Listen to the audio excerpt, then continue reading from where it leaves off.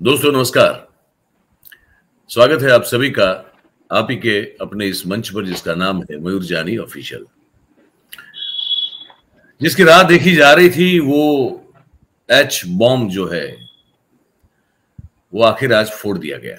मैं आज जब बात कर रहा हूं तो आज 5 तारीख है, आप इसको देखेंगे 6 तारीख की सुबह। तो आखिरकार राहुल गांधी ने उस बॉम्ब को फोड़ दिया और ये मानना पड़ेगा, उसमें तो कोई दो राय नहीं लगती है कि जो जानकारी आज उन्होंने, मतलब कि आज जो 5 तारीख है तो आज जो उन्होंने सबके सामने रखी वो जानकारी, अब इसको पाने के बाद मुझे नहीं लगता कि किसी भी प्रबुद्ध व्यक्ति के मन में, किसी भी जागरूक नागरिक के मन में, या फिर मैं ये भी कहना चाहता हूं कि अगर अब तक जो भी नींद में सोया हुआ है या भक्ति का रस चाट कर जो है वो नशे में मस्त है, उसको भी जो है कम से कम वैसे व्यक्ति को भी इतनी समझ तो आज की ये खुलासे के बाद उनको समझ आई होगी और आनी चाहिए भी कि देश में जहां जहां भी भाजपा की सरकार है वो इसी हथकंडे को आजमाते हुए बनाई गई है, चाहे वो राज्यों में हो या केंद्र में हो, है ना। आज इसी पर हम लोग बात करने वाले हैं। मैंने बातचीत के लिए राहुल गांधी की प्रेस कॉन्फ्रेंस और उसमें हुए खुलासे को लेकर मैंने आज बातचीत करने के लिए राजेश ठाकर जी को आमंत्रित किया हुआ है, तो मैं उनको मेरे साथ जोड़ देता हूं। ठाकर साहब, आपका बहुत बहुत स्वागत है। और ये नया अब एक नाम जो है, आज एक जबरदस्त मीम चल रहा है, आपने देखा होगा। अब ये भारतीय जनता पार्टी की जगह ब्राजीलियन जनता पार्टी जो है इसका नाम ये कर दिया गया है। तो क्या कहेंगे आज के ये राहुल गांधी के खुलासे को लेकर आप? देखिए, मीम तो बहुत चल रहे हैं। कुछ लोग जो है वो मीम चला रहे हैं कि वो घुसपैठिए की बात थी, तो हमको लगता था कि कोई टोपी वाला दाढ़ी वाला आदमी जो है वो राहुल गांधी वहां पर दिखाएंगे, लेकिन ब्राजीलियन मॉडल को दिखाए तो नौजवान बहुत खुश है कि भाई चलो कुछ ऐसा तो इस प्रेस के अंदर देखने को मिला। लेकिन सवाल बहुत गंभीर उठे, बहुत गंभीर है सर, बहुत गंभीर। जो उसके प्रेस की शुरुआत थी उसमें उस ब्राजीलियन लड़की को वहां पर रखकर पूछा गया कि आप में से कोई भी जो है वो जानते हैं कि ये लड़की कौन है? उस सवाल का जब तक जवाब राहुल गांधी ने नहीं दिया तब तक बहुत सारे सवाल मन में पैदा हुए कि क्या हो सकता है इसके पीछे। और फिर जब उन्होंने कहा कि ये स्कैनर पर आप देखिए, स्कैन कीजिए, ये ब्राजीलियन मॉडल है और हमारे हरियाणा के वोटर लिस्ट के अंदर मौजूद है, उतना ही नहीं उसने वोट भी डाले। तो एक ऐसा प्रमाण उस वक्त उन्होंने दिया। उसके साथ साथ जो पहली उनके जो वोट चोरी को लेकर प्रेस थी, अब वोट चोरी से बढ़कर सरकार चोरी तक ये पहुंचा है मामला, कि सिर्फ वोट की चोरी नहीं हुई है, सरकार कैसे बनती है ये सारी मैन्युफैक्चरिंग से, उसका जो कुछ उदाहरण है वो आज की प्रेस के अंदर हमें देखने को मिला। और उसमें जो हमारे चुनाव आयुक्त है ज्ञानलेस जी, उन्होंने जो बातें, ये नाम आपने बड़ा गजब का जो है उनका नामकरण किया है, ज्ञानलेस जी। सही है, क्योंकि वो ज्ञान बांटते हैं लेकिन जो सवाल है उसके जवाब नहीं देते। तो जब तक सवाल के जवाब नहीं मिलते, जिस लॉजिक से राहुल गांधी सवाल उठाते हैं उस लॉजिक से उसके जवाब होने चाहिए। जो प्रमाण जिस प्रकार से राहुल गांधी दे रहे हैं स्लाइड बाय स्लाइड, उसी प्रकार से स्लाइड बाय स्लाइड चुनाव आयोग को आकर जो है कि राहुल गांधी ने दिखाया उसका सच ये है, राहुल गांधी ने ये बात की उसका सच ये है, इस प्रकार से जवाब देना चाहिए। उसके बजाय जिस प्रकार से की बातें करते हैं वो कि भी हमारी माँ बहनों के चेहरे हम नहीं दिखा सकते, फलाना ढिकना, तो उससे एक बात लोगों के जहन में धीरे धीरे बैठने लगी है कि ये सरकार जो चुनने के बाद हम भी विश्लेषण करते थे, तो पॉलिटिकल एंगल से उसका विश्लेषण करते थे कि भाई कांग्रेस कहां पर कमजोर पड़ी, भारतीय जनता पार्टी किस प्रकार से चुनाव जीती, जो मुद्दे थे मुद्दे क्यों नहीं चले, ये सारी बातों का हम एनालिसिस करते थे। लेकिन ये सारी चीजें बाहर आने के बाद अब लगता है कि जो मोदी का मास्टर स्ट्रोक, मोदी का मैजिक, ये सारी चीज चलती थी, उसमें तो मास्टर स्ट्रोक जो मार रहा था वो तो चुनाव आयोग खुद मार रहा था। तो पूरा जो चुनावी प्रक्रिया है वो ही फर्जी बन जाती है।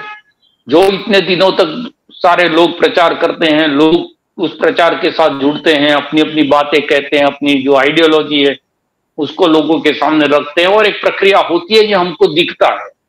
लेकिन उस प्रक्रिया के पीछे जो झोल है वो राहुल गांधी ने जिस प्रकार से दिखाया है, तो बिहार के चुनाव है उसमें भी बहुत सारे लोग आशंकित है।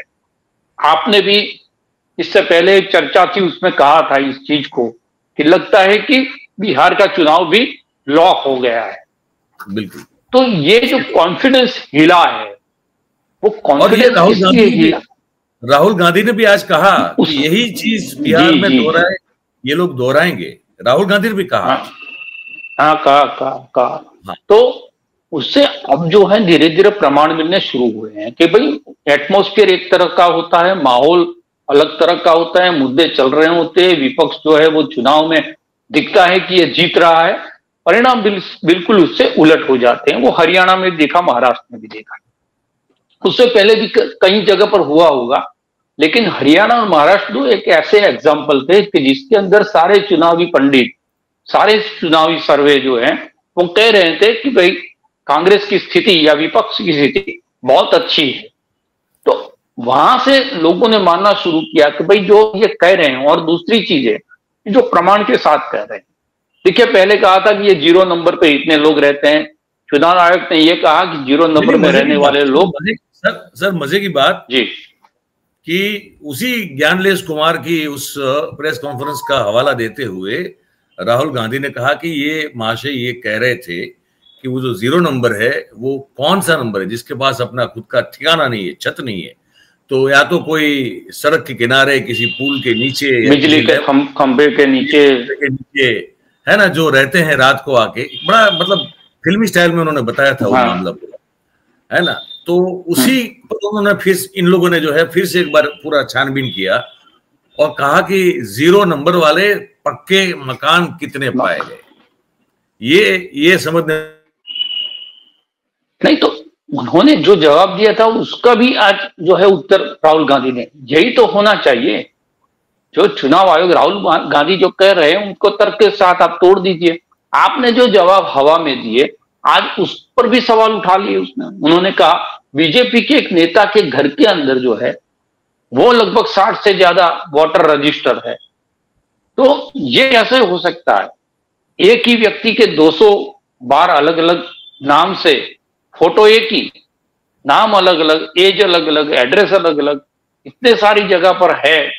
अब जो है भारतीय जनता पार्टी चुनाव आयोग के बजाय जवाब दे रही है। वो कह रही है आपको कैसे पता चलता है कि ये जो फर्जी लोग हैं वो फर्जी लोगों ने भाजपा का भी वोट दिया है, कांग्रेस को वोट दिया। सवाल ये नहीं है कि ये फर्जी लोगों ने किसको वोट दिया, सवाल ये है कि ये वोटर लिस्ट के अंदर इतने सारे फर्जी लोग क्या कर रहे थे और इसकी जिम्मेदारी क्या थी। एक जवाब ये भी आ रहा है कि भाई कांग्रेस का जो बूथ एजेंट क्या कर रहा था, उसका प्रत्याशी क्या रखा।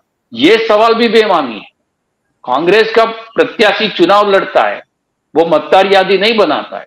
चुनाव वो उसका काम जो है वो बूथ में बैठे हुए वाले व्यक्ति है, उसका काम यह है कि वो बूथ में जो नाम है उस नाम के ऊपर वोट डालने वाला जो व्यक्ति आता है वो सही आता है कि नहीं आता है। उसमें भी हम देखते हैं कि किस प्रकार से प्रिसाइडिंग ऑफिसर बहुत सारी चीजें कर देते हैं। बूथ के अंदर भी कांग्रेस में ये दिक्कतें हैं कि भारतीय जनता पार्टी के लोग वहां पर बैठ जाते हैं। सवाल ये नहीं है कि किसने किसको वोट डाला या नहीं डाला, सवाल ये है कि इतने सारे फर्जी लोग वोटर लिस्ट के अंदर थे, तो हर बार जो मतदार जो है वो यादी को सुधारने की प्रक्रिया हम देखते हैं। हर 6 महीने में एक इश्तेहार आता है कि आपके नजदीकी जो है वो स्थान पर जाइए और आपका नाम चेक कीजिए। मैं जो लगातार कह रहा हूं ना, मैं वैसे खुल के गुजरात चुनाव के दौरान ही मैं खुल के मैंने बोलना शुरू किया था कि ये गड़बड़ है। और इसका आज देखिए एक बड़ा बढ़िया सा एक प्रमाण भी मिला है, मतलब उस थियरी का भी। वो वोटर एडिशन और वोटर डिलीशन तो हमारे सामने खुल के है ही है। डुप्लीकेट वोटर का हरियाणा में 25 लाख वोट जो है उसकी चोरी की बात हो रही है, ठीक है। लेकिन आप सोचिए कि उसमें ये वो जो ब्राजीलियन मॉडल थी, वो राहुल गांधी ने कहा कि वो 10 बूथ में उसने वोट डाला है और 22 बार वोट डाला है। अब ये कब हो सकता है सर? देखिए ये कब हो सकता है, अगर हम लोग थोड़ा इसको अपने तर्क से समझने की कोशिश करें, ये तभी हो सकता है जब ये कहीं ना कहीं इलेक्ट्रॉनिक वोटिंग मशीन में कहीं इस तरह का वोटर जो है ऑलरेडी फीड हो। राहुल गांधी साहब ने ये कहा कि ये बेईमानी जो की जा रही है, ये बूथ लेवल पे नाम डालने करने से ज्यादा ये सेंट्रल लेवल पे की जा रही है, ये भी राहुल गांधी ने कहा।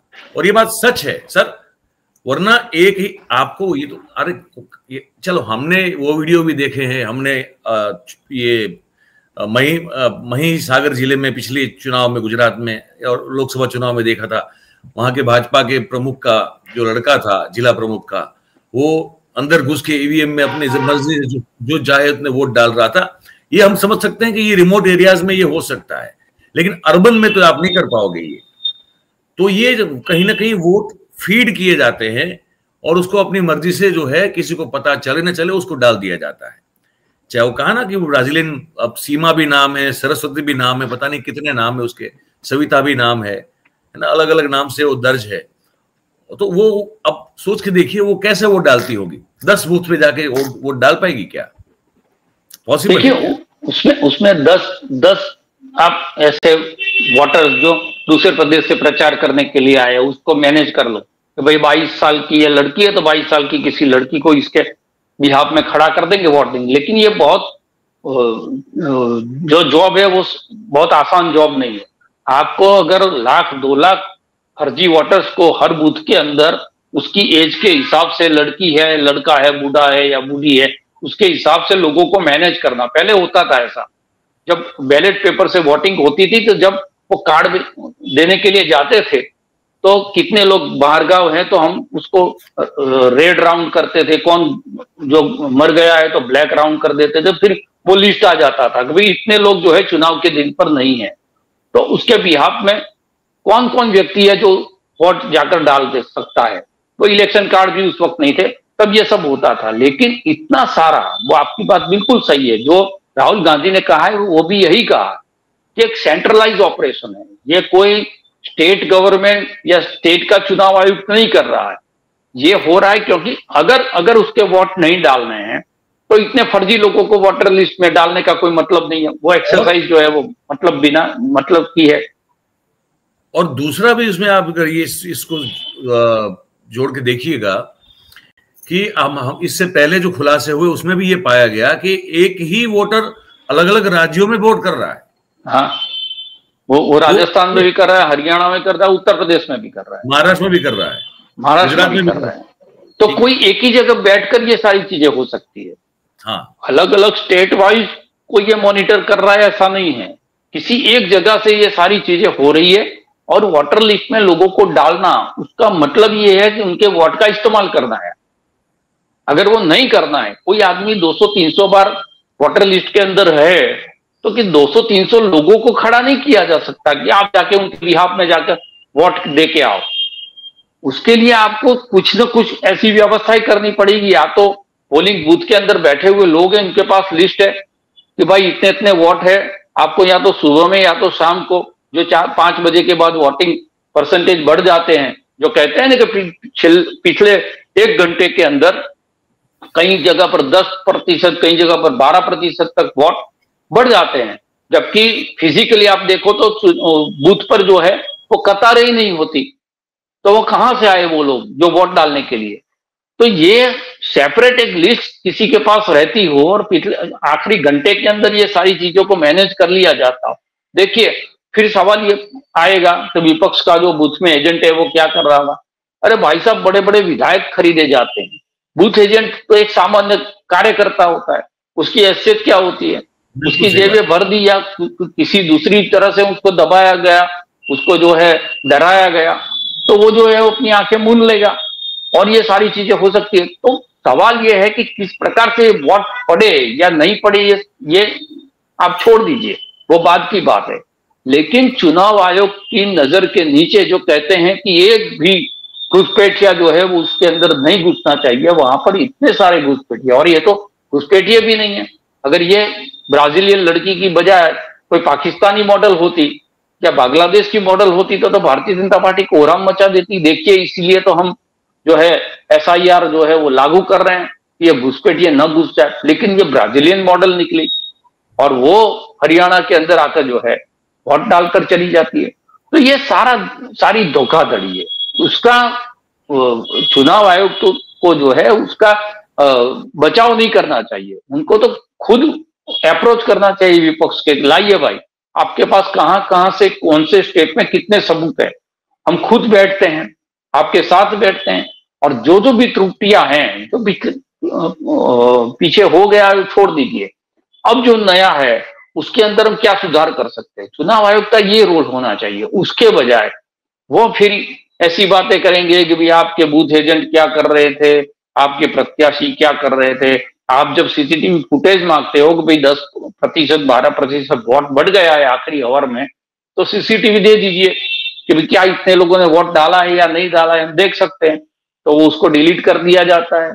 उसको जो कह दिया जाता है कि अपनी माँ बहनों को जो है वो कैसे आप दिखा सकते हो ऐसे।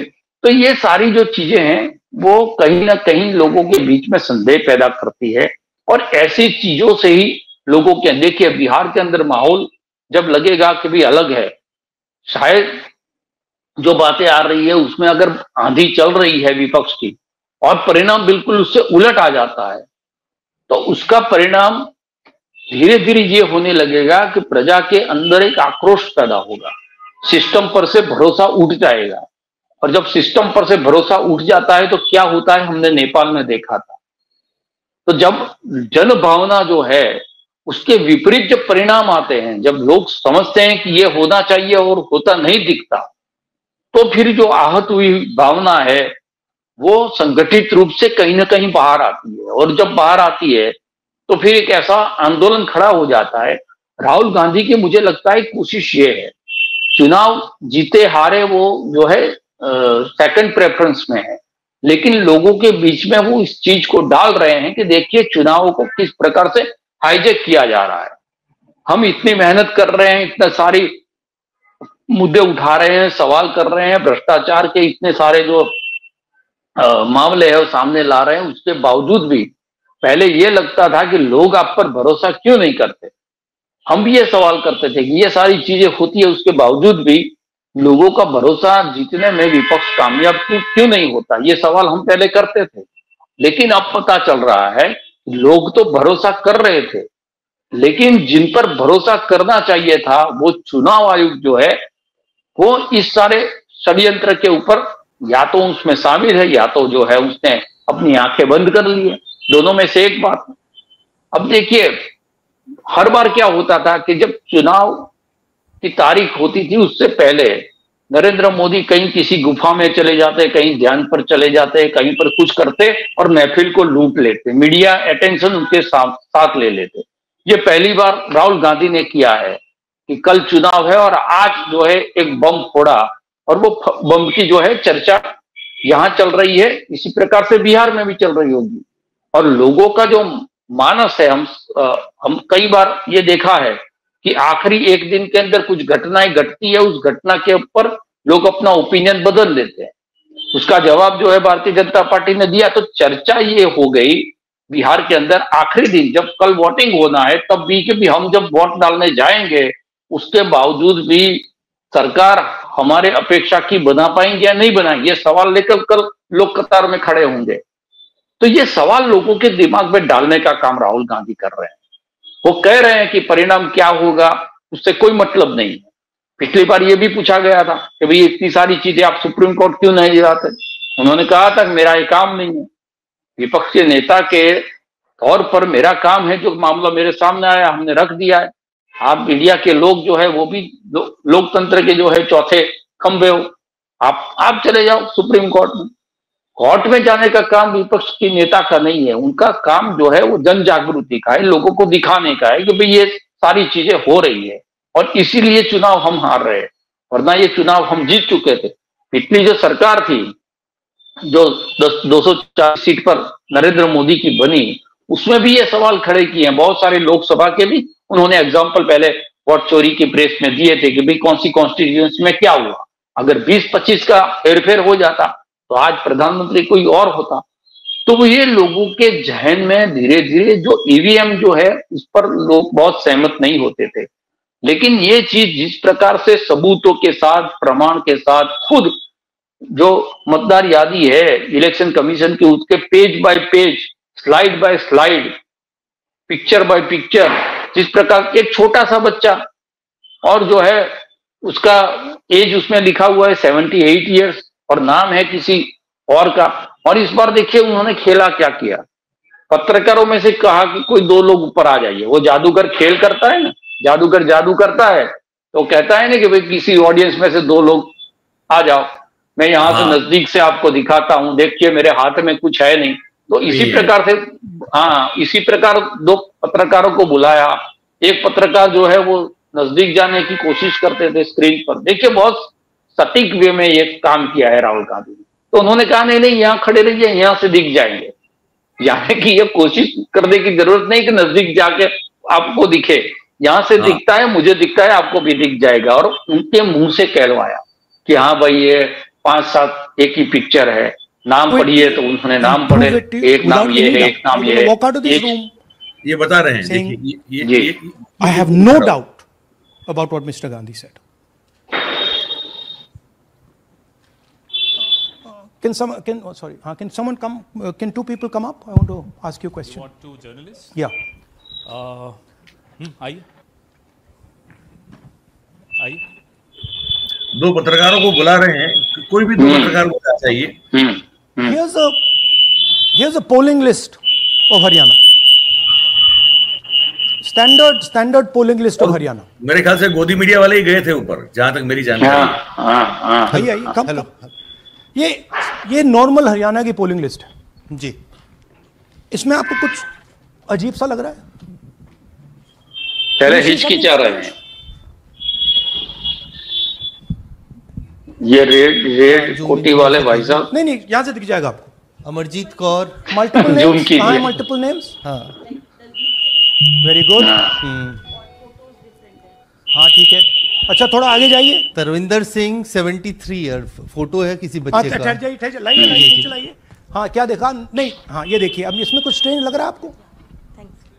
विक्रम सिंह, नाम पिता का नाम रन सिंह, मकान 76, आयु 34 विक्रम सिंह ये औरत है आदमी है? वही मैं राहुल जी मैं आपको बता रही हूँ, औरत है, महिला है। और उम्र भी 34 साल दिखाया जा रहा है। इनकी उम्र देख के लगता है कि कम से कम 65-70 साल की हो। अच्छा ये 9 जगह आ रही है? 9 जगह है, 9 प्लेसेस। अच्छा थोड़ा और दिखाओ। ये क्या है?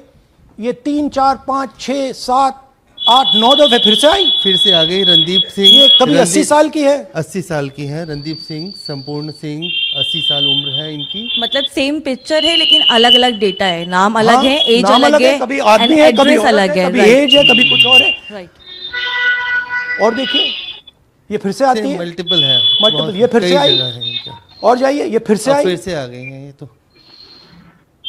ये फिर से आई। ये एक मिनट, ये गुरमेज सिंह, एक लड़के का नाम, उम्र 93 ईयर्स, ऊपर कर दिया। हाँ। और उस लड़के की उम्र 23। ये हरियाणा की एक्चुअल पोलिंग लिस्ट है। बट इसमें से सबसे इंटरेस्टिंग बात, और दिखाइए थोड़ा, शो मोर, कीप गोइंग। ज्यादातर उसी महिला की same woman is coming again and again. Right. 104 साल उम्र, 104 साल की हो गई। 75 साल नहीं वो मकान है, मकान नंबर। लेकिन इनकी भी उम्र 75 साल तो नहीं है। हरजीत सिंह जिनकी उम्र दिखाई जा रही है। ठीक है, और नीचे जाइए। ये सब 104 में रह रहे हैं, आप देखिए ये सब 104, 103, 104, 103 मकान में रह रहे हैं। नीचे जाइए और जाइए। और ये सब हो गए सेंट्रली फीड डेटा पूरा। तो अब मैं आपसे पूछता हूं ये किस चीज की लिस्ट है? ये किस लेवल की लिस्ट है? ये हरियाणा की लेवल की लिस्ट है, असेंबली की लिस्ट है, किस चीज की लिस्ट है? ये दो पोलिंग बूथ की लिस्ट है जी।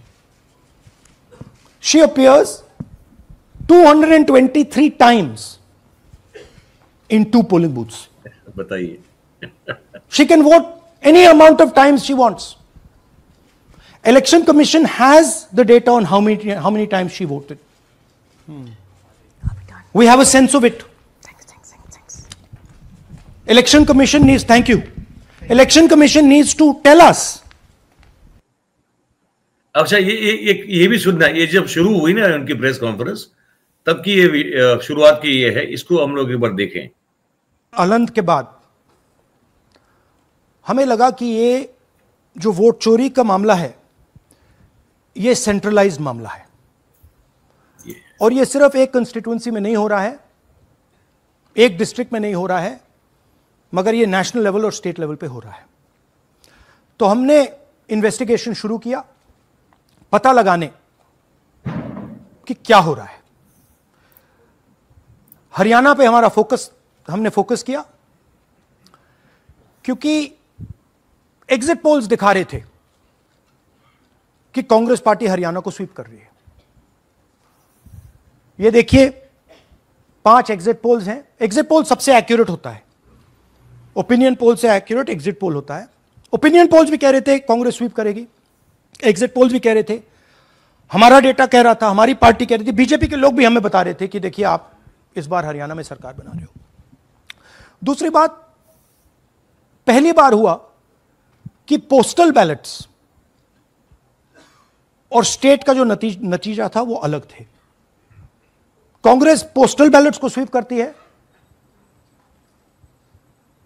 ओपिनियन पोल्स में आगे, एग्जिट पोल्स में आगे, और फिर नतीजा बिल्कुल दूसरा आता है। मैं इसमें हम लोग थोड़ी हम हमारे दर्शकों को थोड़ी, क्योंकि देखिए ये है ना कि राहुल गांधी को मेन स्ट्रीम या तो तथाकथित मेन स्ट्रीम या गोदी मीडिया पे कितनी जगह मिलेगी हमको नहीं पता, तो शायद सभी दर्शक देख पाए हो ना देख पाए हो। हम थोड़ी 2-3 उनकी जो है वो क्लिप जो है मेरे ख्याल से हम लोग दिखा दें। ठाकर साहब क्या कह रहे हैं आप, है ना, दिखा देते हैं। जी जी बिल्कुल बिल्कुल। बातें उन्होंने जो की है, जैसे कि ये इसके बाद जो उन्होंने कहा, मैं आपको फिर दिखाना चाहता हूं। मैं क्रमशः ही दिखाऊंगा आपको, ताकि आप लोग जो है उसको समझ पाए कि राहुल गांधी ने अपने इस एच फाइल का एक्सपोज करते करते उन्होंने क्या कहा था। ये 0 नंबर वाला, ये देख लीजिए 0 number. The election commissioner saying that house number 0 is for homeless people. Look, we do our homework. We are talking truth here. We will check everything this man says. Okay? So we decided to check what he says. जिन लोगों के पास घर नहीं होता, आप लोग भाग्यवान हैं। कई लोगों के पास घर नहीं होता। Look, nobody else is convinced. लेकिन उसका नाम भी मतदाता सूची में होता है। Look at the Sardar ji, he is looking like ये तो झूठ बोल रहा है। उसका पता वो जगह दी जाती है जहां वो व्यक्ति रात को सोने आता है, कई बार सड़क के किनारे, कई बार पुल के नीचे, या कई बार लैंप पोस्ट के किनारे। पुल के नीचे, सड़क पर, या लैंप पोस्ट के किनारे। So we systematically looked at house number 0 and we said, okay, let us see whether these house number 0s are actually living on the road. Are they actually homeless? जिन लोगों के here's house number 0. That's a house number 0. Mr. Narendra, and we have hundreds of examples of this. Mr. Narendra living in that house, but that house is house number 0. And when we tried to find Narendra, we understood what the issue was. Why there is a house number 0. We couldn't find him. Because when we sent somebody to look for him, it was impossible to find him. We physically identified this man, physically saw him in the village, and physically found out where he lives. And that's how we got to this house. The reason there is house number 0 is nobody can identify where that person is. Once he is voted, he's gone. You cannot go and find him. Again, this man is one of hundreds of examples that we have. We have cross-checked. The Chief Election Commissioner is lying to the people of India. openly. This is a method to make voter and address verification difficult. This is not a mistake. This is not about homeless people. And we can show you, if you look at the list, just by looking at their faces and looking at what they're wearing, they're not homeless people. Here's another one. BJP leader, house number 150. 66 voters living in his house. 66 people do not live in his house. BJP man. Right? BJP Vice Chairman Zilla Parishad Palwal. He's allowed to have 66 voters on the list by saying they're in his house. Forget him. Let's go to house number 265. One house, 500 voters. We go looking for them, we can't find them. They don't exist. We don't know where they are. Why? So that you have no way of checking whether these people exist, don't exist, where they vote, didn't vote, how they voted, etc. Here's another one, house number 1904 in Rai. That little house, 108 voters. Again, we sent a person, check. No such people existing over there. There's a rule. There's a rule. If there is a person, if there is a house that has more than 10 people living in it, there has to be ground verification. That's the EC rule. Was ground verification done of this, that there are 108 people living here and they don't exist? Was ground verification done of this BJP leader? 66 voters, he's saying they're living there. They don't live there. Was it done in these 500 cases? No. Otherwise they wouldn't be on the list.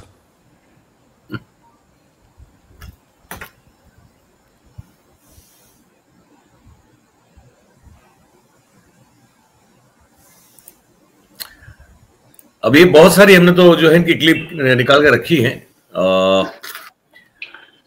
दो चीजें मुझे समझ में नहीं आई।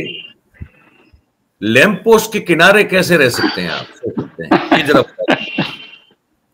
ये जो journalist Kumar, मैं सोच रहा हूँ कि अगर मुझे लैंप पोस्ट के किनारे, सागर किनारे तो रह सकते हैं हम, नदी का किनारा हो सकता है, सागर का किनारा हो सकता है, ये लैंप पोस्ट का किनारा कैसे होता है ठाकर साहब? उसमें क्या होता है कि ज्ञानेश कुमार का जो ज्ञान का किनारा है वो इतना सीमित है कि उसके बाद जो है उनको ज्यादा कुछ दिखता नहीं। वो ये देखिए, इसमें मजाक उड़ रहा है।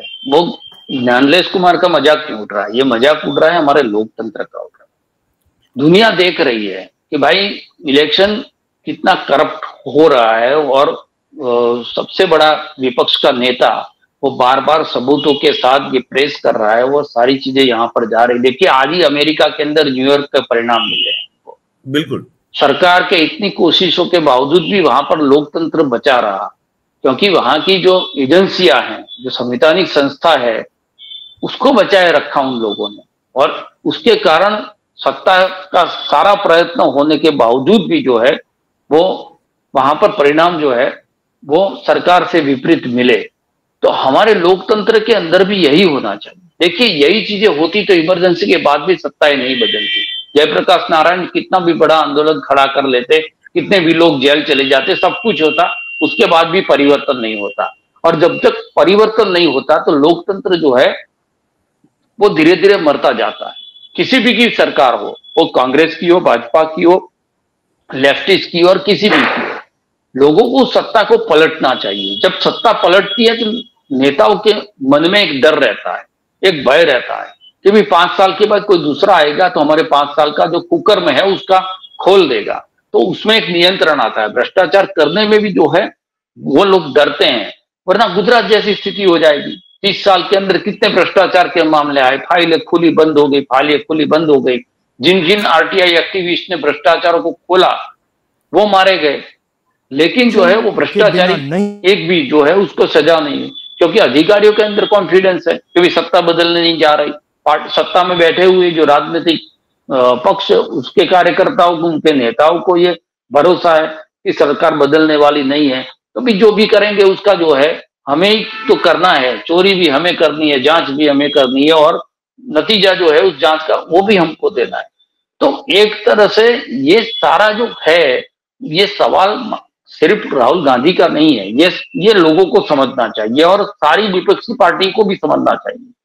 आज जो है वो हरियाणा था, कल महाराष्ट्र था, हो सकता है आज कल बिहार भी हो, फिर पश्चिम बंगाल भी हो। तो लोग जगह देखिए, पश्चिम बंगाल के अंदर ममता बनर्जी बहुत सारी चीजों पर राहुल गांधी से सहमत नहीं होती थी, कांग्रेस से सहमत नहीं होती थी, वो भी अब समझने लगी कि भाई ये जो चीज है वो खतरनाक है।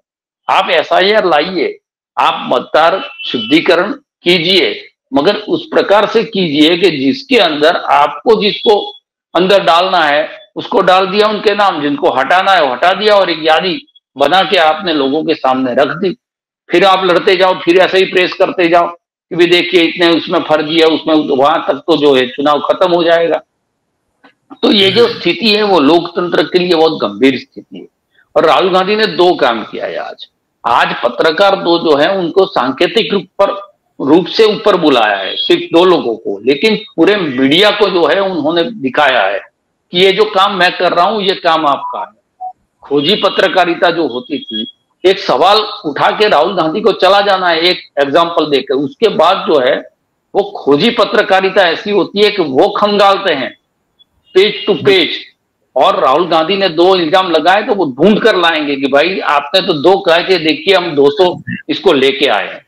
उसके बजाय मीडिया जो है उस पर जितना रिएक्ट करना चाहिए नहीं करती और दूसरे सवाल खड़ा करती है। इसलिए दो पत्रकारों को बुलाया, उनके मुंह से कहलवाया कि भाई आप देखिए और आप कहिए, और उन्होंने खुद ने जब कहा कि नहीं भाई ये नाम है, ये नाम है, ये नाम है, तो ये प्रेस राहुल गांधी की नहीं रही, फिर वो प्रेस मीडिया की भी हो गई। अब जो जवाब ज्ञानेश कुमार देंगे, अगर राहुल गांधी को झूठा साबित करेंगे तो वो दो जो पत्रकार पूरे मीडिया के प्रतीक के रूप में मंच पर बुलाए थे वो मीडिया को भी खारिज कर देंगे। यही हुआ ना कि आपको जो दिखा। देखिए ना अभी अब इस वक्त हम रिकॉर्ड कर रहे हैं, शाम के 6:50 हमारी घड़ी में हुए हैं। अब तक 5 तारीख को ही हम कर रहे हैं, अब तक तो कोई चुनाव आयोग की ओर से किसी भी प्रकार का कोई जवाब या पहले तो फटाफट प्रेस कर दी जाती थी, जैसे राहुल गांधी जी प्रेस खत्म हुई वो लोग मैदान में आ जाते थे। और ये इस जो ये क्लिप है ना, मेरे ख्याल से हमारे दर्शकों को हमें इसको भी सुनाना चाहिए। उन्होंने जो एक संदेश भी दिया इस एक्सपोजर के बाद, इस मामले को एक्सपोज करने के बाद, ये भी मेरे ख्याल से हमको हमारे दर्शकों को सुनाना चाहिए, ये दिखाना भी चाहिए। मिशन के बिना नहीं हो सकता है, ये एक इलेक्शन कमीशन की अथॉरिटी के बिना नहीं किया जा सकता है, क्योंकि अगर इलेक्शन कमीशन को डुप्लीकेट्स हटानी हो, पिक्चर्स हटानी हो, ब्राजीलियन फोटो नहीं डालनी हो, वो 2 मिनट का काम है। That is the fact. तो इन तीनों ने और नरेंद्र मोदी जी ने और अमित शाह ने मिलकर हिंदुस्तान की डेमोक्रेसी को खत्म कर दिया है। हिंदुस्तान के कॉन्स्टिट्यूशन पर यह आक्रमण है, अंबेडकर जी के कॉन्स्टिट्यूशन पर यह आक्रमण है। और अब यही सिस्टम जो हरियाणा में लागू हुआ, उससे पहले महाराष्ट्र में, मध्य प्रदेश में, छत्तीसगढ़ में, यही सिस्टम बिहार में लागू होगा। पिछले प्रेस कॉन्फ्रेंस में आपने मुझसे पूछा कि क्या करना है। देखिए, इंस्टीट्यूशनल फ्रेमवर्क इनके हाथ में है, हमारे हाथ में नहीं है। तो हम यहां पे सच बोल सकते हैं, हम देश के युवाओं को बता सकते हैं, दिखा सकते हैं प्रूफ के साथ कि देखिए ये सबूत है। ये इलेक्शन कमीशन की लिस्ट है, हमारी लिस्ट नहीं है। ये बल्क वोटर्स हैं, ये इनकी लिस्ट है, हमारी नहीं है। ये फेक एंट्रीज हैं, ये इनकी है, हमारी नहीं है। तो युवाओं को भी ये आप देखिए स्लाइड में लिखा है, यहां पे है ना, इन्होंने लिखा है कि India's Gen Z and youth have the power to restore our democracy with सत्य एंड अहिंसा। तो बात तो सही कह रहे हैं। और वो आशंका जो हमने जताई थी कुछ 8 दिन पहले कि क्या बिहार में सब सेट हो चुका है, ये आशंका उस पर जो है राहुल गांधी भी स्पष्ट रूप से यहाँ पे बोलते हुए नजर आ रहे हैं।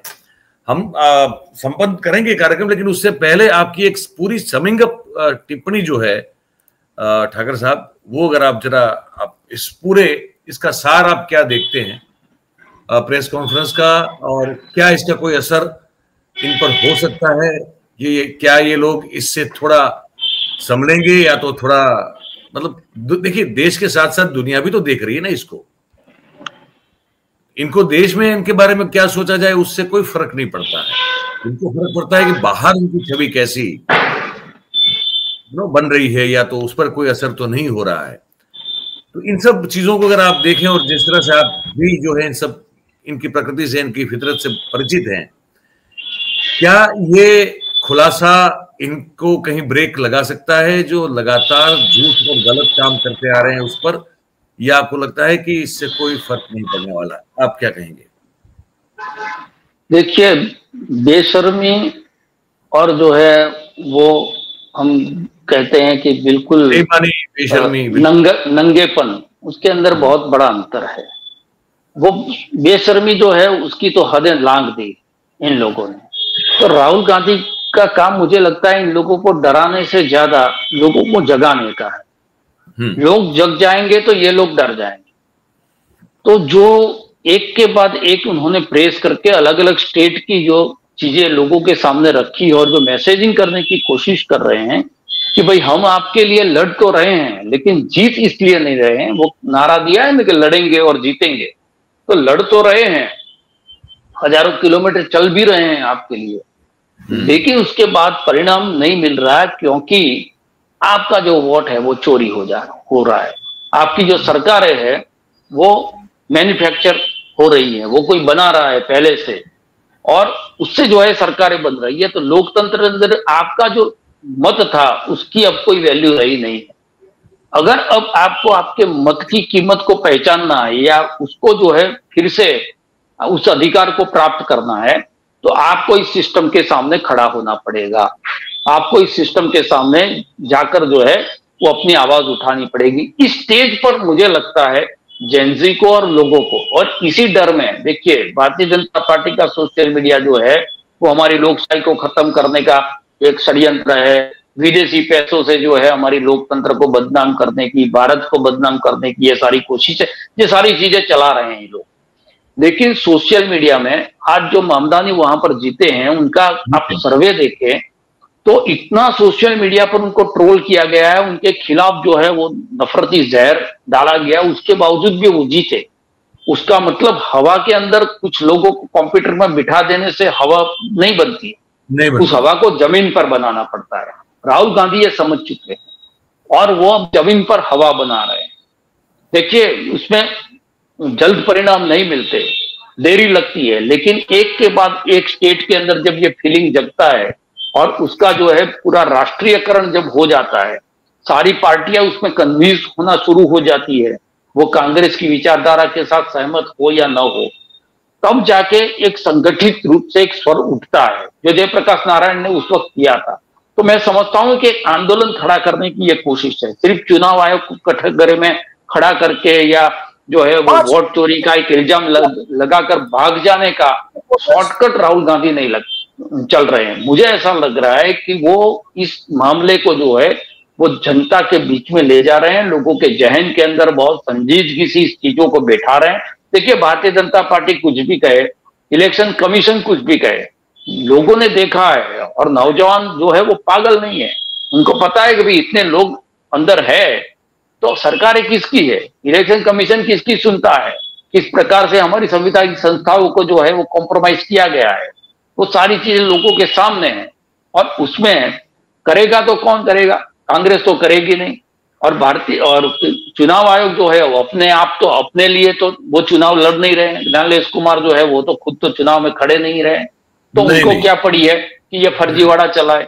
उसका मतलब उनको जिन्होंने बिठाया है उनके लिए वो काम कर रहे हैं। और देखिए मोदी सरनेम पर एक बात कहने पर उन पर मानहानि का केस चल गया था, उनकी सदस्यता चली गई थी।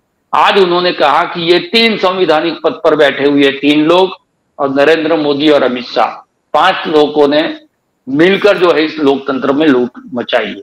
कितना बड़ा आरोप है। अगर बिना किसी जो है प्रमाण के या बिना किसी तथ्य के या तर्क के राहुल गांधी जो लोग राहुल गांधी को कह रहे हैं कि आप अदालत क्यों नहीं जाते, तो हमें ये भी सवाल करना चाहिए कि भाई नरेंद्र मोदी साहब, क्या आपकी इसमें इज्जत नहीं जा रही? आपका जो चेहरा है, आपका चेहरा जो है वो विजय की वजह से तो बना है। अजय चेहरा जो आपका बना था, उसके उस चेहरे पर ये जो है काली पोतने की कोशिश कर रहे हैं। ये कह रहे हैं कि ये 5 लोग मिलकर षड्यंत्र कर रहे हैं और लोकतंत्र को लूट रहे हैं। बहुत बड़ा इल्जाम है। तो क्या उनको अदालत में नहीं जाना चाहिए? उनके बिहाफ में भारतीय जनता पार्टी के किसी व्यक्ति को अदालत में नहीं जाना चाहिए राहुल गांधी के खिलाफ कि भाई आपने जो किया है हम आप पर 100 करोड़ का मानहानि का दावा ठोक देते हैं? लेकिन ये लोग नहीं जाते, क्योंकि जाएंगे तो फिर राहुल गांधी को कोर्ट जाने की जरूरत नहीं पड़ेगी। वहां पर सारी चीजें खुलेगी, वो तथ्य वहां पर रखे जाएंगे, इलेक्शन कमीशन से जवाब मांगा जाएगा। सारी जो चर्चा ये करना नहीं चाहते वो चर्चा होगी। तो राहुल गांधी ने एक सवाल हवा में छोड़ दिया है लोगों के बीच में कि भाई आप हमें वोट दो, वोट ना दो, लेकिन इस देश के लोकतंत्र के भविष्य पर आज क्वेश्चन मार्क है। आज वो है, कल कोई और आएगा। आज ज्ञानलेश कुमार है, कल जो है कोई दूसरा चुनाव आएगा। जिनकी भी सरकारें आएगी, ये अगर करप्ट जो पॉलिसी है उसको अख्तियार कर लिया तो फिर जीतेगा कोई भी, लेकिन लोकतंत्र हारता जाएगा। ये एक एक्सरसाइज मुझे लग रहा है कि राहुल गांधी कर रहे हैं। और बिहार चुनाव के नतीजों से पहले वो मैसेजिंग भी कर रहे हैं कि नतीजे कुछ भी आए, देखिए अगर चुनाव में वो जीत जाएंगे, ये लोग कहेंगे कि इतना कुछ आपने किया, अब वो चोरी नहीं हुई, जैसे ईवीएम में होता था वैसे ही। तो सवाल यह है कि इतना कुछ करने के बाद भी अगर तेजस्वी यादव या राहुल गांधी जीत जाते हैं वहां पर, तो आप समझिए लहर कितनी बड़ी हो, लहर कितनी बड़ी होगी। ये सवाल भी उस वक्त उठेगा। और एग्जाम्पल के तौर पर देखिए, अपनी शाख बचानी है तो हो सकता है कि भाई बिहार में कुछ नहीं करना है, ये घबराहट उसके अंदर पैदा हो और भाई छोड़ दीजिए एक इलेक्शन, इसको छोड़ दीजिए, और उसमें नतीजे विपक्ष के खेमे में आ जाए तो अभी जो है काम उनका हो गया है। तो दोनों तरफ से, दोनों हाथों में राहुल गांधी के लड्डू है। अगर चोरी कर ली तो लोगों के बीच में बात जाएगी कि भाई देखिए ये बार बार ये चीज कर रहे हैं। अगर वो जीत गए तो वो कहेंगे कि हमने इलेक्शन कमीशन पर दबाव डाला, हमने जो है भारतीय जनता पार्टी के ये जो अधिकारी है वो आईएएस आईपीएस जितने भी डाल रहे उन पर दबाव डाला, एक प्रेशर बना, लोगों का प्रेशर बना, और वो लोग वोट चोरी जिस पैमाने पर करना चाहते थे वो नहीं कर पाए।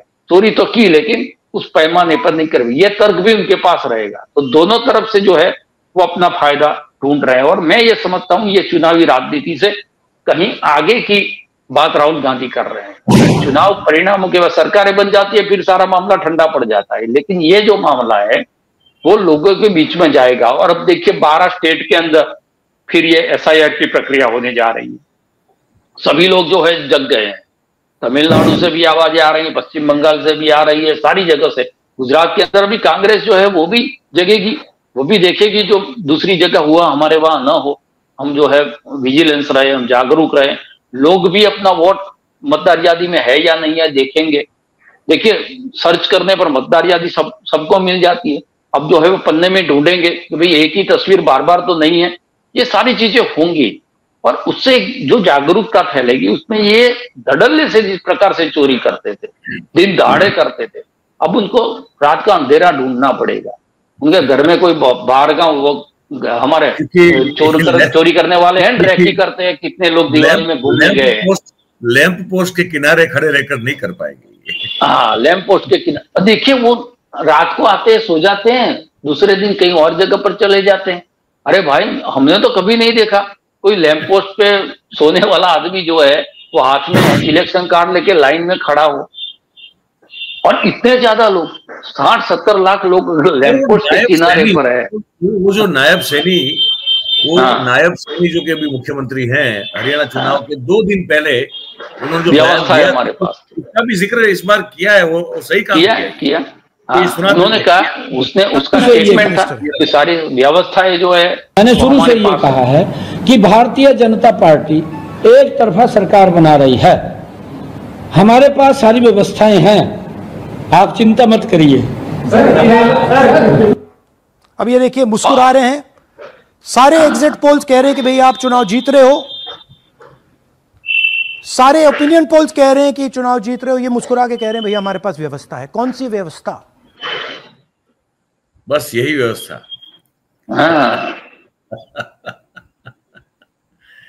अच्छा एक चीज बता दे दर्शकों को भाई, ये जानकारी आई है एक पिंटू साहब करके एक वहां के प्रत्याशी है बिहार में, जिनको अमित शाह साहब ने मंच से अपना दोस्त बताया था।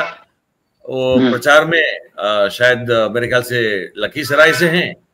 वो भाई साहब जो है वो बड़ी भाजपा टाइप हरकत करते हुए जो है उनका वीडियो जो है वो, अच्छा, तो हाँ वो चल पड़ा है, तो वो मैं दिखा दूं आपको। ये भी अब दिखाई देना चाहिए, अब जब सब कुछ दिखा रहे हैं तो इसको क्यों बचा के रखे। ये है सर, ये वाले भाई साहब है, जरा सुन लीजिए। ये जो है वो है, ये सुनील भाई पिंटू हमारा खास दोस्त है, ऐसा ये अमित भाई ने जो है उस सभा में कहा था। अरे पिंटू जो है सुनील भाई, पिंटू मेरा खास दोस्त है भाई, इसको जरूर जिताना। वो सीतामढ़ी से लड़ रहा है, पिंटू को जिता दो, हम उसको बड़ा आदमी बनाएंगे, बड़ा आदमी बनाएंगे। मुझे बताओ तीनों प्रत्याशियों। अब ये सुनील पिंटू जो है उसको अच्छा अमित शाह कह रहे हैं ये खास दोस्त है मेरा, और इसको जिताओ, हम उसको बड़ा आदमी बना देंगे। बगल में जो स्पॉट डाला है वो उन्हीं के एक बड़े ही संस्कारी बर्ताव करते हुए वीडियो का क्लिप है जो वहां लगाया गया है। मजेदार है ये लोग, मतलब ये गजब के लोग हैं। यही मतलब अद्भुत चाल, अद्भुत चरित्र, अद्भुत चेहरा, और क्या कहें सर, क्या कहें, है ना। सही बात। यही समाप्त करेंगे बातचीत को। आप दर्शकों की अब आपकी बारी है, हमारे सभी साथियों आपकी बारी है कि इस बातचीत को लेकर आप क्या राय रखते हैं, वो कमेंट के जरिए हमको लिख के जरूर से बताइएगा। और अच्छी लगी हो तो वीडियो को लाइक करें, इसकी लिंक को शेयर करें। अगर चैनल को सब्सक्राइब नहीं किया है, जो कि 60% तक हमारे दर्शक जो है वो आते हैं, देखते हैं, पार्टिसिपेट करते हैं, चले जाते हैं, तो भाई साहब कर लें और अपने आसपास के लोगों से करवा लें। ठाकुर साहब आपका बहुत बहुत धन्यवाद जुड़ने के लिए, और हमारे सभी साथियों का, दर्शकों का भी बहुत बहुत धन्यवाद इस कार्यक्रम में हमारे साथ जुड़ने के लिए। Thank you very much. नमस्कार।